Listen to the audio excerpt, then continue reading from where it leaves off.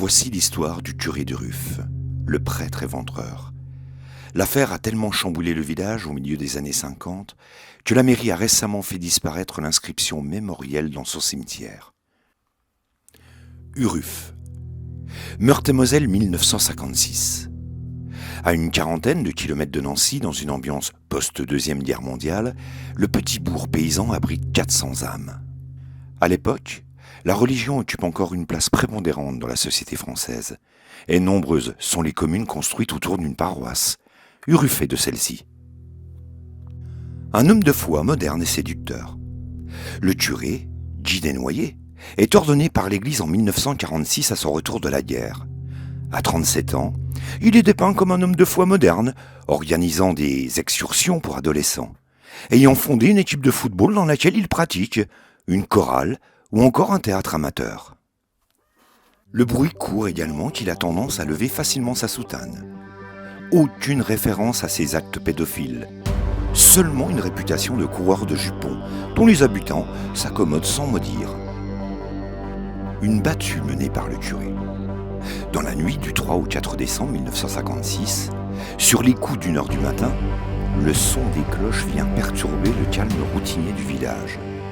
Les résidents sortent du lit et organisent une battue pour retrouver une de leurs paroissiennes, Régine Face, 18 ans, et enceinte de 8 mois, disparue la veille. Une absence signalée en début de soirée par Guy Desnoyers, au maire du Ruff. Les recherches aboutissent finalement, sur indication du curé lui-même, dans un fossé le long d'une route déserte en direction de Pagny-la-Blanche-Côte. Une scène indicible apparaît sous les feux des lanternes. Le corps allongé, bras en croix de Régine, troué de 3 balles, et son enfant extrait du ventre, poignardé et défiguré.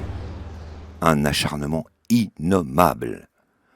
Devant les gendarmes, Guy Desnoyers s'agenouille et bénit le corps des victimes. Des antécédents étouffés grâce à l'argent de la quête. Les enquêteurs entament les investigations et se renseignent sur l'emploi du temps de la victime.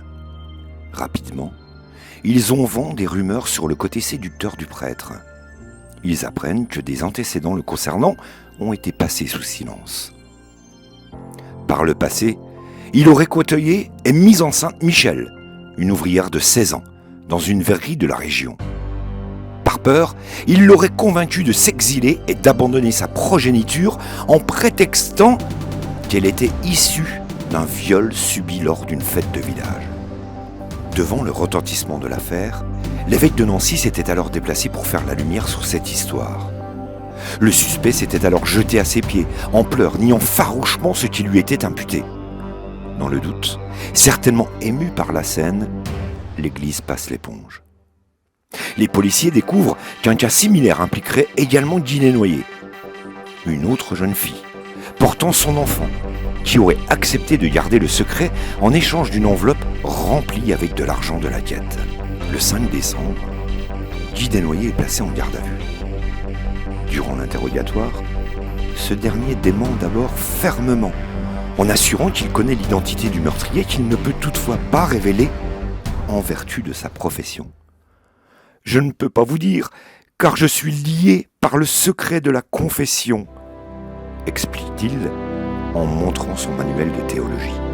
Les gendarmes n'en croient pas un piètre mot et continuent d'acculer le prévenu en soulevant des incohérences dans son discours.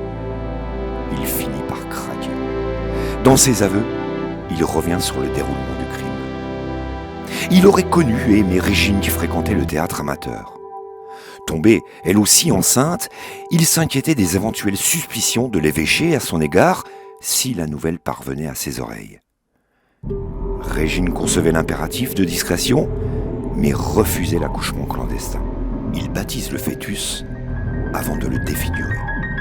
Le soir du 3 décembre, Desnoyers monte dans sa 4 chevaux et s'en va rejoindre sa maîtresse à qui il a donné rendez-vous à la sortie du village.